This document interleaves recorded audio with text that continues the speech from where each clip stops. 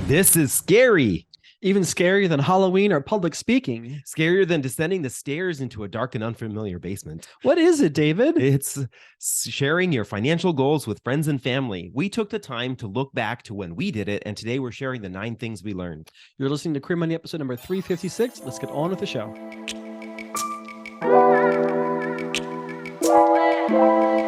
Welcome back to another episode.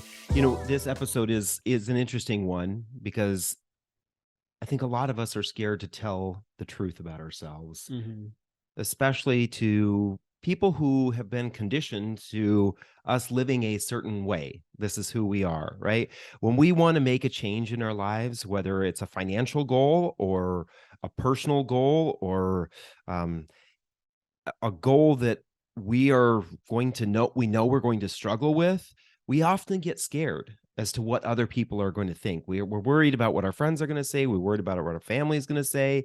And we oftentimes worry that it may disrupt the relationship we have with those people because we want to maintain those relationships. We oftentimes feel compelled to maintain these relationships. And sometimes that means we don't tell people the truth about ourselves.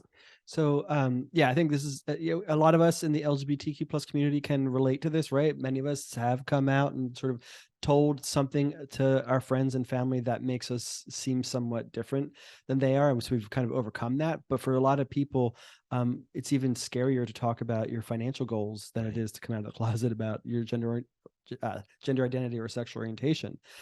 So let's visit here why this might be the case. Right. Well, this goes way back 50,000 years ago during our nomadic and caveman days, right? So the amygdala was formed when we needed to rely on a tribe of people for our survival, right? And that's back once upon a time when your tribe was about 30 people, and we needed to make sure that we were meeting those people's expectations and that they liked us enough to at least include us in the tribe, because we couldn't survive on our own. We needed those people for survival. So that's kind of what this fear is rooted in, is this tribal mentality and this need for survival, that we're afraid that now if we tell people something about ourselves that seems to make us different, that we're afraid that we will be shunned from our community and that we won't have that survival mechanism. There was a quote I read in Human Evolution that I thought was very poignant for this, because so much is happening. The speed at which technology and our culture is changing is at a rapid speed. We've never seen this before in our human history. And so this quote I thought was very poignant. The slow speed at which this genetic network has evolved from generation to generation for millions of years contrasts with the current exponential explosion of cultural development, which have spread with increasing speed throughout the world. So right now, our amygdala is just simply not able to keep up with the rapid change in our culture and in society and technology. And so even though culturally we are not at fear of losing our tribe, and that most of us have a tribe of more than 30 people, that even if we did lose some people from our tribe, we still have resources to rely on. We still have this fear that fights the urge to tell people something that exposes ourselves, or that people might think is somewhat makes us different. Right. And you think about how our brains have worked, right? We have, like you said, 50, 60, 70,000 years ago, our brains were built on basically a mammal brain, right? I mean, and we have grown and changed, but not as fast as the world, because we're adapting the world now to us rather than us adapting to the world. So our brains are kind of, to a certain degree, not growing because of the outside environment. They're growing because of they're just actually probably not growing as fast as they could be. But I think about fight or flight, right? In certain situations, we react a certain way because that is the way our brains evolved, and there isn't really a way to break that. That's part of the why, we talked last week about the fear and anxiety that happens during the holiday season. We still have fear and anxiety, in part because we look out to the world and think it's an unsafe place, when really we know deep down inside, we know it's not as unsafe as we sometimes make it out to be. So why is it so difficult? Why is it so difficult to talk to our family and friends? Well, John and I went through this ourselves, right? We went through talking to our family and friends about our struggle financially, even though we were in financial services, our struggle with credit card debt and trying to keep our tribe. And so when we look back on that, we said, well, did we do? What kind of steps did we take that made it a little easier for us to be able to talk to our family and friends about it? So we wanted to share these 9 steps with you. Exactly. So the first step that we took, and that we suggest that you take, is first, take care of yourself first, right? This is your life. You need to live your life on your terms, and you can't let other people's expectations dictate what your goals and objectives are in life, and then what's going to make you happy. We talk a lot about the need to put your oxygen mask on first before you help other people. And our community is very altruistic and and often wants to help other people, and that's great. But we can't do that at the expense of our own survival. So take care of yourself first. Keep in mind that whatever your goal is, whether it's to pay off credit card debt or something else, as in our case, or some other financial goal, even if it's something a little bit more positive as saving for retirement, state that out loud and be proud of that, and be confident that you're pursuing what's right for you, because you have to take care of you. Right. Step number 2 is to only tell who you need to tell, and then don't tell anybody else. Right. I think sometimes we get excited and we want to tell people that we're doing this and why we're doing it. But the reality is it doesn't need to be a social media blast to everyone you know that you're going to take some sort of steps to improve yourself financially. It really should be to the people who are on a need to know basis, right? Not everyone needs to know. We told close friends, we told family, because we knew it would have an impact on our relationship with them, because they would start to see some of the changes we were making in our lives. Yeah, I think so often, especially today with Facebook and Instagram, there's this need to have to overshare. And that's definitely not healthy. Now, if you feel that you need to share, that's fine. But if you're feeling like, if the anxiety of sharing is or if you're feeling anxiety because of this sort of being compelled to share, then you don't have to share. I mean, that's totally your prerogative. Share or not share, but only share with who you have to share. And if it's not all 3,000 of your friends on Facebook, then don't share with all 3,000 people on Facebook, Right. because not 2,999 of them probably don't even care. That's true. Step number 3, and we had to practice this a lot, but be calm and brave, but only share what you must share, and then also share no more. We did this in a neutral setting. We only told people who were on a need to know basis, but we were very confident and sucked it up and shared what we need to share with who we need to share, and no more. And so we encourage you to do the same. Try not to get upset or emotional, because very often when you get upset or emotional, that makes the other person or people upset or emotional, and then they try to be a solution to that. They try to help solve that for you, and they may not necessarily be coming to you with a solution that's going to be appropriate or adequate for your particular situation. Yeah, especially when we get worked up. When we get worked up, people want to resolve that, and sometimes they're going to not be thinking in our best interest. They're just trying to remedy the current situation, not the long-term situation. The 4th point here is to be direct. Share your news with your family and friends in as few words as possible. Who likes bullshit? Nobody. Nobody likes BS, right? So don't drag it out. Don't try to do it in some cute or coy or kind of vague manner. Don't avoid the discussion. Just simply put it out there. John and I just simply said to some of our friends, hey, we have amassed a lot of credit card debt, and we want to change that. We need to start taking some steps to prevent us from getting into a worse situation and improve on the situation that we're in. And for some people, that was simply enough.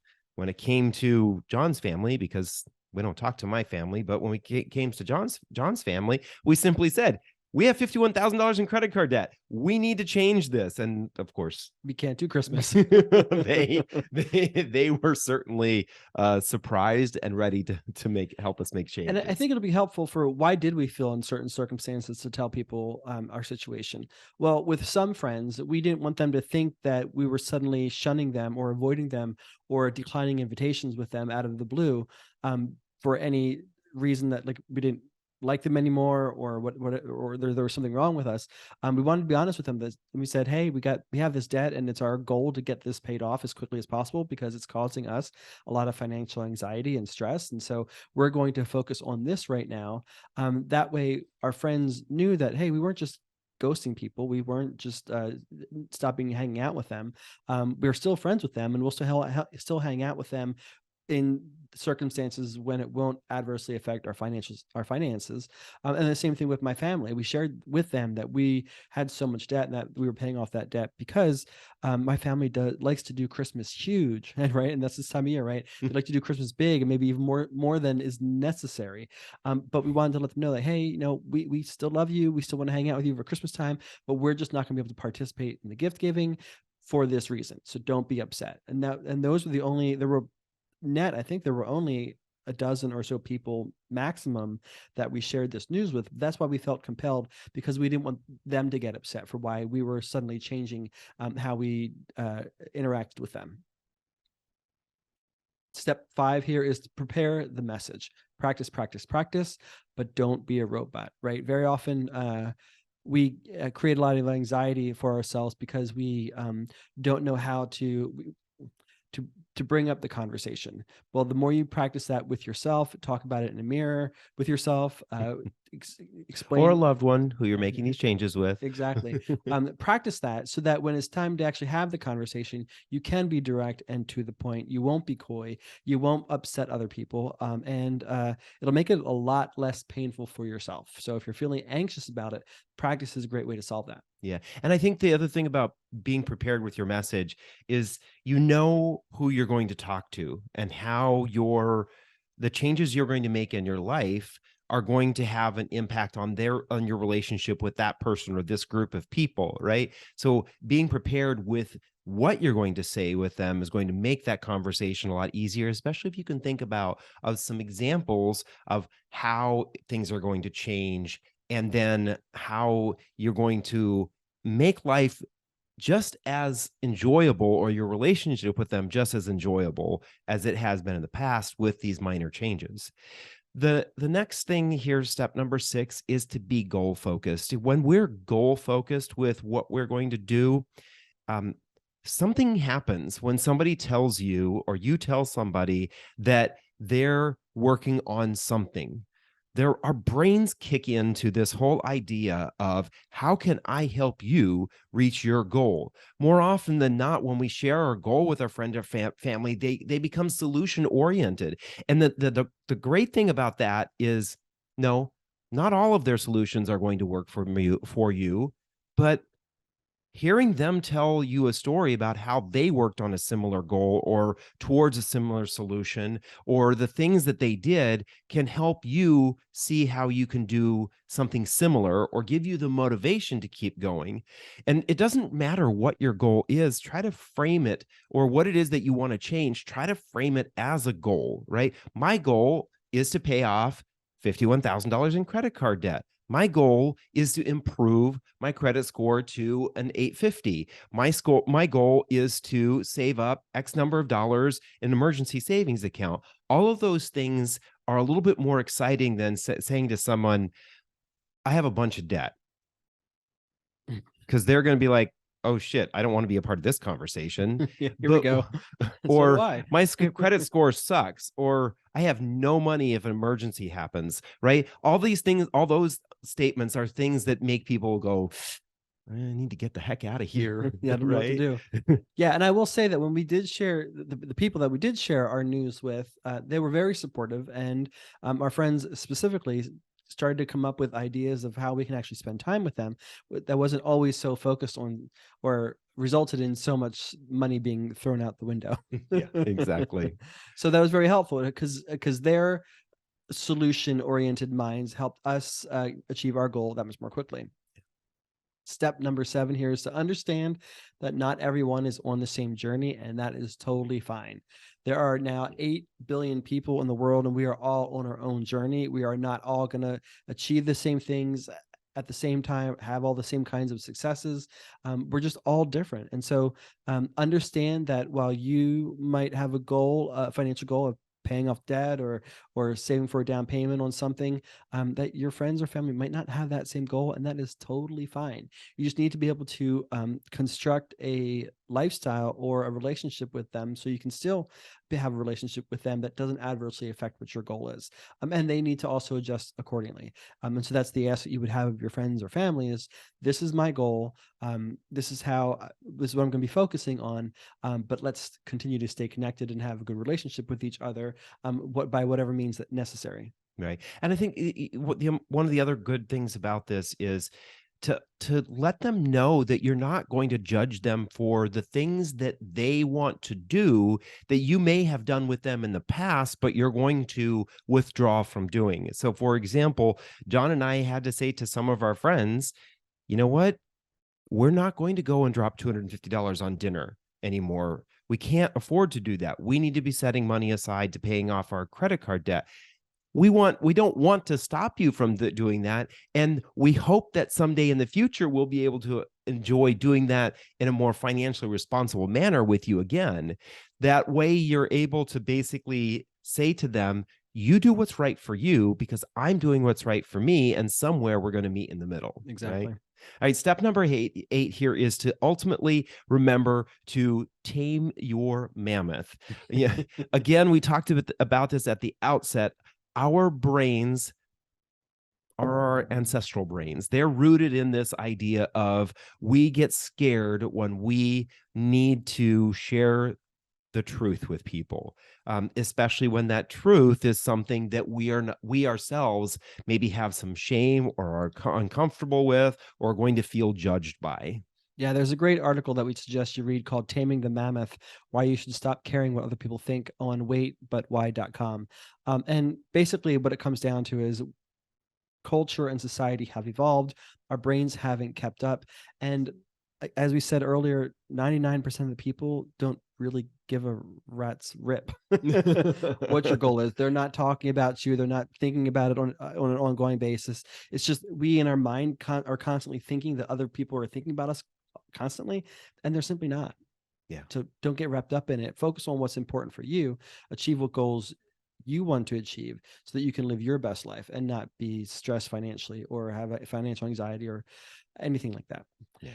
Step number 9 is to find other resources that can help you out. Now, of course, we've got a whole bunch of Queer Money podcast and Debt Free Guys content that we can share because we've been talking about this for now, it looks like 10 years, actually.